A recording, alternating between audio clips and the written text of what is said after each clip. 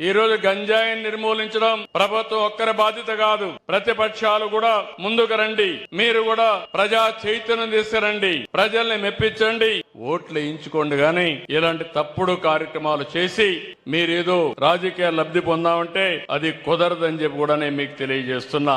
మీరు ఒక్కసారి చూస్తే 2021లో దేశంలో పండించే గంజాయిలో 50% ఆంధ్రప్రదేశ్, అదే మరిగా ఒరిస్సా నుంచే పండించారు. అంటే ఇదేదో వరి పంట కాదు, లేకపోతే ప్రజల ఆరోగ్యానికి సంబంధించిన పంట కాదు. గంజాయి అనేది చాలా ప్రమాదం. అలాంటి పంటకు ఏజెన్సీ ఏరియా కేంద్రంగా చేసి దేశానికి మొత్తం పంపిస్తే, దేశమంతా కూడా రైడ్స్ చేస్తే దానికి సెంటర్ గా విశాఖపట్నం ఆంధ్రప్రదేశ్ ఉందంటే చాలా బాధేస్తుంది. ఈ రోజు ఇంకొక పక్క మనం చూస్తే ఈ గంజాయి గాని డ్రగ్స్ వాడకంతో తీవ్రమైన అనారోగ్య సమస్యలు వస్తాయి. వారు శక్తిని కోల్పోతారు, ఏకాగ్రత పోతుంది, మనిషి మృగంలా